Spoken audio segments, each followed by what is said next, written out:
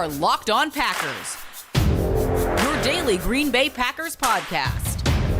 Part of the Locked On Podcast Network, your team every day.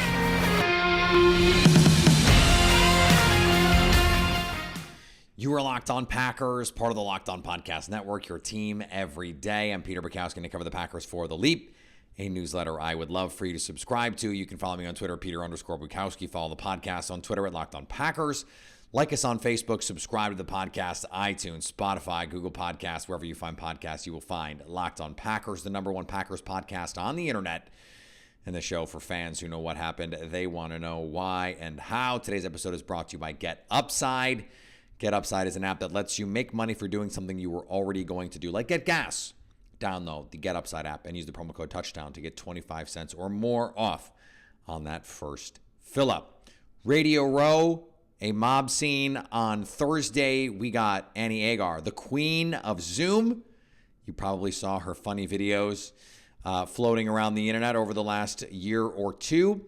She is a Packer fan, it turns out, and she joins us to talk about how she became famous and how she became a Packer fan as well. And also, we have the great Marshall Faulk on the podcast to talk about establishing the run, the modern playoffs, and why it's not so different than the playoffs that he was in, and some of the things that we're hearing from around Radio Row. Let's start with our friend Annie. We are here, Radio Row in Los Angeles. I am with the queen of Zoom, Annie Agar, here with Bally Sports. What was the genesis of the Zoom videos? How did that come about? So they started when COVID was happening, and we didn't really, when sports shut down, that was wild for all of us, right? Because we'd never, none of us had ever experienced that before and didn't know how to really react to it. And on top of that, this pandemic that was breaking out, everybody was kind of down and sad. And I saw that as kind of an opportunity that we needed to remember that it's okay to laugh. And what better way than sports? And we had just been prepping for the Big Ten, with what I covered at my local news station, and spring games were happening, so we were getting ready to talk, what the season's going to look like. And there's that rivalry between Michigan State, and we missed all that. And that was like peak, talking up your team before the season starts. So I had this idea to do a Big Ten Zoom meeting, because we were all doing the Zoom meetings, and what that would look like if the Big Ten was trying to get football up and running again, because they do, from my experience, they do all hate each other in the Big Ten. So that was kind of the inception of it, and I loved the concept because like I said, it was this kind of a comedic relief in a time where people didn't, especially on social media, they didn't know what to post because it was such a down, depressed time. So yeah, I was really happy that I could turn this negative situation into a positive. What was the first one that popped? The Big Ten one was the first big one, and I'd done a couple other TikToks that were based off trends that I'd seen on TikTok, which is what kind of everybody does, but never had done a meeting before, and that was the first meeting. And I didn't even put it on Twitter. I put it on TikTok, and it had gotten some traction. It had gotten like 5,000 likes, which was the most I'd gotten on a video to that point. And someone had actually taken it and put it on Twitter. I gotta find that lady and give her a hug, because she put it on Twitter and it blew up from there. Twitter, it really took off, and that's when Desmond Howard retweeted it, and Kirk Herbstreit, and it was getting all this traction. I thought, okay, this could be something here. In your life, like what was just your reaction to, like, oh my God, this is happening right now? It was unbelievable. I think that day, ESPN reached out that same day. Barstool tweeted it out too. So it was one thing after another, and it kept getting bigger and bigger. When ESPN did it, it was towards the end of the day, and I remember the notification from them saying, "We'd love to use your video." And it was so surreal to me, because I'd wanted that for so long, and it was cool that it was my own concept that and that I've been able to continue to do it has been the best part of it. So that whole day was wild to me, and it was a whirlwind. I don't even remember what I said or what I did in the interviews. It was crazy.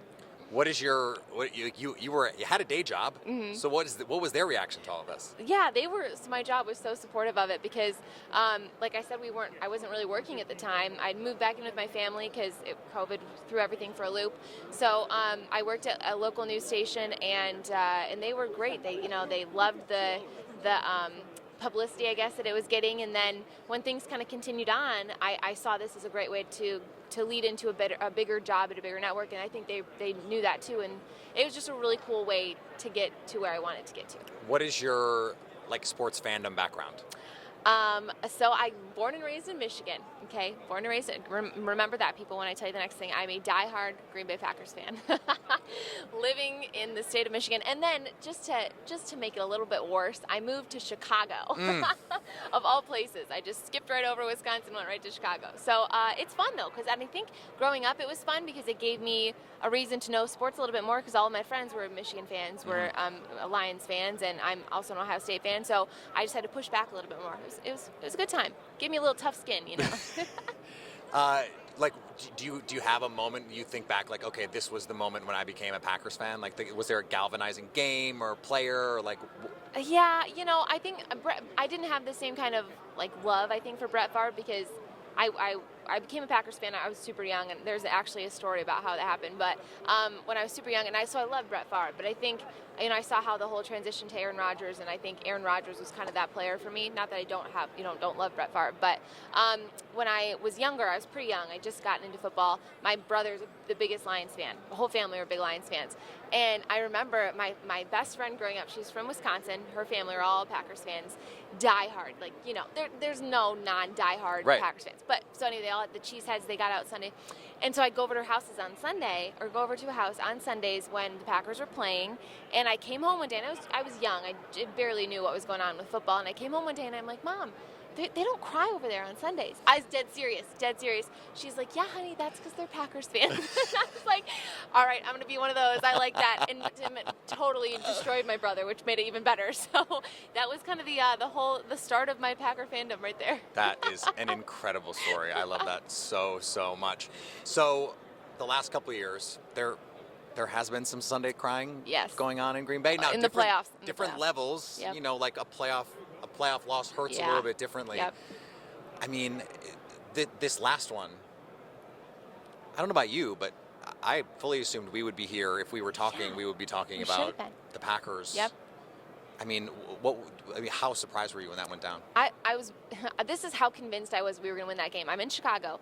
I was so confident. I went out to a Chicago bar downtown, wearing my Green Bay Packers jersey. And I was the only, and I'm not even kidding you, there were 49ers fans coming out of the woodwork. Somehow, everybody in Chicago had a 49ers jersey because they hate the Packers, obviously. So, so I was the only Packers fan in this bar, and it was traumatizing. I posted a TikTok of it. My reaction, I think it was I don't even know, maybe it was the block punt or it was one of the traumatizing parts of that game, and my reaction was completely 100% true, and I looked like I was crying. So there you go.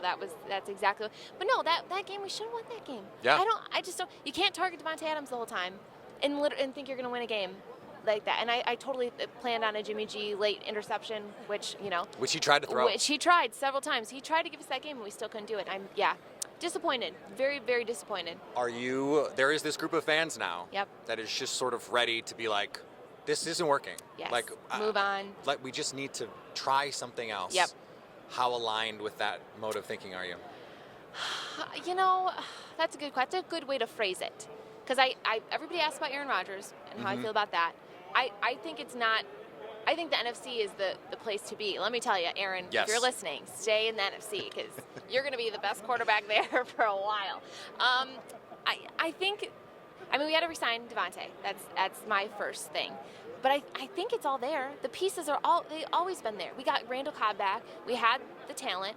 Special teams, for the love of God, you have to figure it out. Figure out your special teams. But we got Rich. So yep. I think we're moving in the right direction. But you see it every time this happens, and they get to the playoffs and they blow a big game. What else can we do? That's what I'm wondering. Same with like the Rams, in the situation that they're in. If they don't win the Super Bowl, they're probably sitting at home like, what else do we have to do? We got Von Miller, we got OBJ, and that's kind of how I feel about the Packers. Like we had the talent. Special teams is the only concern. We're fixing that, so I think it's on the right track. Jordan Love is not the answer. I don't think. Sorry, Jordan. I don't think it's the answer. And I would love to see Aaron come back. I would. I know people are. I'm sure you have opinions on that, but I would love to see him come back. I do have takes on that. Mm-hmm. As a Packers fan, we sort of.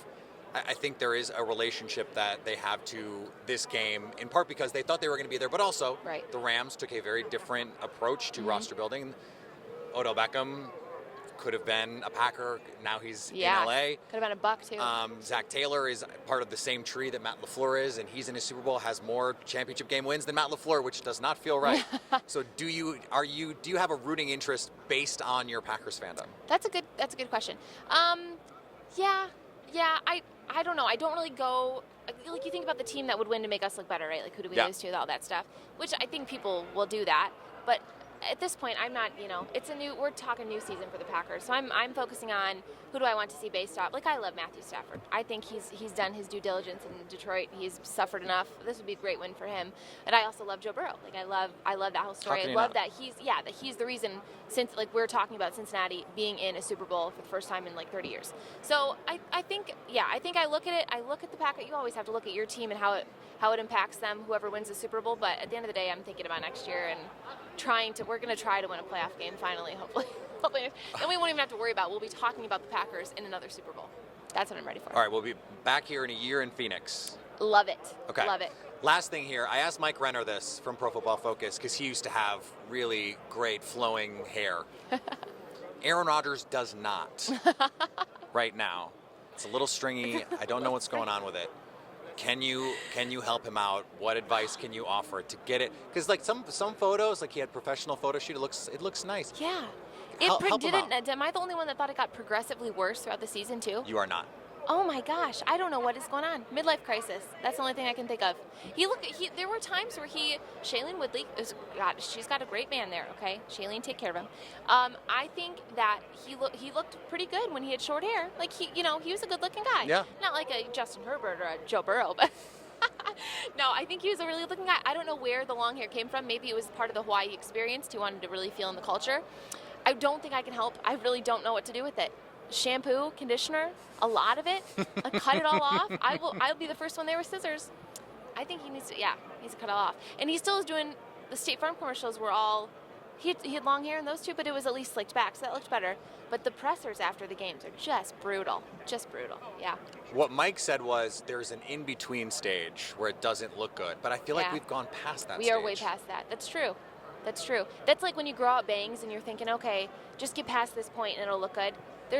He's past every point, and it still does not look good. I have a lot of experience with the bangs thing. Yeah. The issue that I have. Where can people find more of the stuff that you're doing? On Twitter, it's at Annie Agar. Instagram and TikTok is at Annie Agar 5.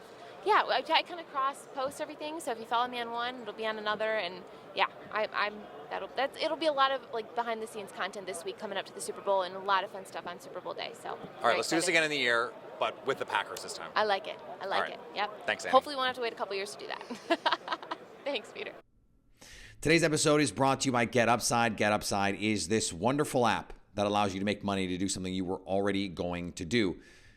Download the Get Upside app in the Apple Store, in Google Play, and use the promo code Touchdown to get 25 cents or more per gallon off on that first fill up. You are already going to buy gas, so why not make money off buying that gas? Promo code Touchdown when you download the Get Upside app, and you will get 25 cents per gallon or more off on that first fill up. Why not get money back for doing something you were already going to do? Get Upside is a great chance to do that. And today's episode is brought to you by BetOnline. BetOnline has you covered for more props, odds, and lines than ever before as football is coming to a close with the Super Bowl. The best time to get in on all the action. BetOnline remains your best spot for all your sports, podcasts, and news this season. It's not just football. BetOnline has you covered for college hoops, the NBA. If we have a Major League Baseball season, I'm sure they will be there. Golf, all of that stuff, UFC, and live real-time updates on current games. Don't wait to take advantage of all the new amazing offers for the 2022 season. BetOnline, where the game starts.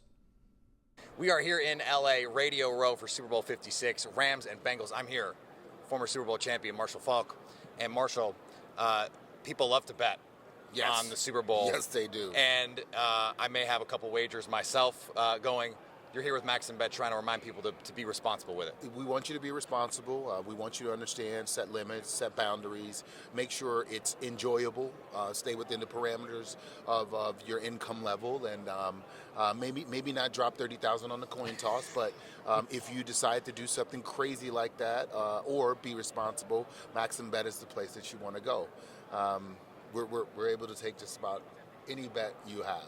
My mom used to always say, if you're going to get $20 worth of enjoyment out of it, $20 is worth it to risk a little bit of that money if you have it. Yes. But as long as you have it, that's the big thing. So when you look at the way the NFL is now versus when you played, the running back position is been, I don't want to say marginalized, but it's not the same as it was. But at the same time, you got to be able to do more, which was your thing. So when you look at it, are you going, hey, this would be fun? Or what is your perception of how the league has changed? No, I mean, you guys have been, they show you guys the shiny object and you buy into it. Passing league, they're giving quarterbacks $300 million, and you're like, oh my God, like you have to do this. But just pay attention to when you get to the playoffs and you start asking guys, as you're going to ask me, like, hey, what are some of the keys to the game? They're going to tell you the team that run the ball the best. When you think about Green Bay, San Francisco, Green Bay couldn't run the football. Right. Or if they could have ran the football, they controlled the clock, that game would have been over. Rams, 49ers couldn't run the football. The Rams could. When the games matter, it's controlling the line of scrimmage and running the football. So I'll buy into it. I'll buy into it. Last year, Tom Brady had a great game, but Leonard Fournette, they ran the ball. They dominated the line of scrimmage. So pay attention to it. We are relevant, although they try to, maybe find 2 or 3 guys to get the job done, and they might not be a guy that's a showcase piece. But running the football is a huge part of this game, and you have to control the clock. I know that you still are back and forth with St. Louis. I believe you have a place there. Yeah. What is your perception of how the St. Louis fans perceive this Rams team because they're in LA now? I mean, there's some people whom still follow the Rams, and there's some people who don't. And it's to each their own. And I don't have anything to say about them. There's people like Marshall, I'm your fan, but I'm not a Rams fan. They get to make their own decisions. But for those fans that I know whom are still Ram fans that are in St. Louis, I mean, they're happy, they're excited, and I think that they look at it from the perspective of, well, we got them from LA. It's like it is the dynamic of you got the team from LA. And so how can you have the ill feelings when the shoe was on the other foot not too long ago?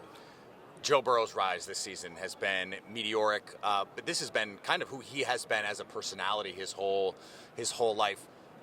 When I try and think of the guys in the 90s, early 2000s who were playing, is there a name comes to mind? You're like, yeah, that guy, he kind of reminds me of that guy. You know what, man?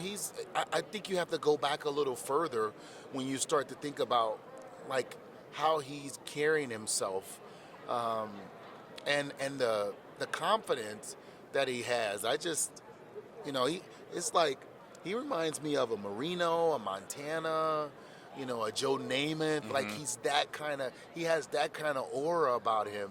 And I think Joe Montana and Joe Namath, more than just some average Joes who have played quarterback. He has that kind of appeal to him. Did you ever play with someone that had that it factor that everyone just sort of gravitated to that guy? Oh man, Peyton had it. Peyton definitely had it. Kurt worked. Kurt's work habits and who he was as a person, he had it. But I think what you see in Joe is it's a whole different appeal. Like most young guys, you see him show up with a chain and glasses. They're going to have a bad game. To him, it's like, what are you talking about? I get sacked 9 times and still win. Like, what? So when you have both the experience of winning a Super Bowl and losing a Super Bowl, yeah. How do you think one affected the other? Luckily, you got 99 and then 2001. But when you lost, was it easier to move on? Do you think?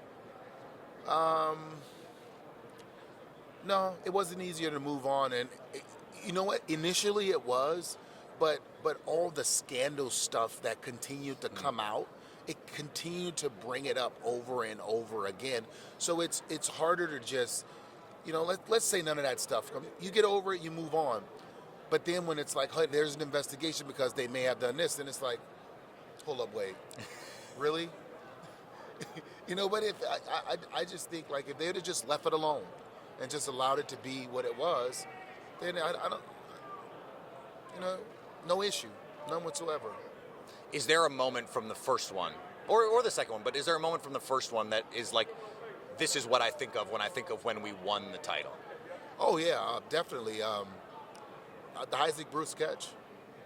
With him, with Isaac being a guy whom, early on in his career with the Rams had some success, and then the injuries and all the losing,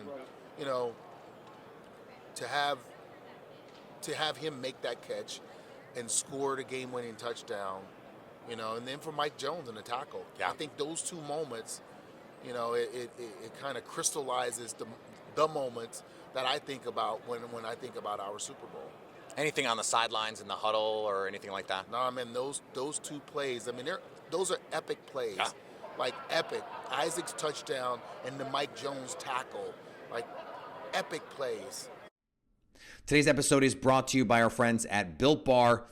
If you're like me, New Year's resolutions are hard to stick to. And they can be tedious. They can be cumbersome in your life. Built Bar can make it easier to stick to a plan to eat healthier. Covered in 100% chocolate, but high in protein, high in fiber, low in net carbs, and low in sugar. Built Bar can help you stay on track and eat healthy, especially when you snack in 2022 and far beyond. I've been doing it for years now because there's so many great flavors to choose from. They've got these new Built Puffs, which have protein-infused marshmallows. Yes, you read that right. You heard that right. Protein-infused marshmallows. You've got terrific flavors on their classic Built Bars, mint brownie, coconut almond, all there for you. There's a bunch of different flavors for you to choose from. Go to Built.com and use the promo code LOCKED15 to get 15% off at Built.com. Let's finish up here. And thanks to everyone who makes Locked On Packers their first listen of the day. Aaron Rodgers wins the MVP. And Leroy Butler gets into the Hall of Fame. Congrats to Leroy. And the buzz around Super Bowl week is that Aaron Rodgers is going back to Green Bay. And he mentioned the Packers brain trust by name in his speech after he won MVP, wearing a corduroy jumpsuit, a corduroy suit that, as our friend Annie Agar, who was just on the show with us today, pointed out, makes him look like an extra from Yellowstone, which is appropriate because, like the Cowboys, they lose in the playoffs. And that's a brutal joke, but as you know, she's a Packer fan, so it makes it a little bit easier, I think, to laugh at that a little bit. But I talked to a number of people this week, people who know things, people who are plugged in, people who talk to number 12 directly. And they say he is coming back in 2022. Does that mean it's done? Because if you talk to those same people maybe a year ago, you might have gotten a different answer. No, of course. Doesn't mean it's done. Rodgers said we're going to get an answer soon. Matt LaFleur in his red carpet walk, looking fabulous, by the way. No belt on him, which is the correct answer when you have a tailored suit, said, we hope he's back. Well, everyone in Green Bay Nation, I think, maybe not everybody, hopes he's back. And it looks like that's the direction that we're headed. Follow me on Twitter, Peter_Bukowski. Follow the podcast on Twitter, Locked On Packers. Like us on Facebook. Subscribe to the podcast, iTunes, Spotify, Google Podcasts, wherever you find podcasts. You will find Locked On Packers. And anytime you want to hit us up on the Locked On Packers fan hotline, you can do that, 920-341-3775 to stay Locked On Packers.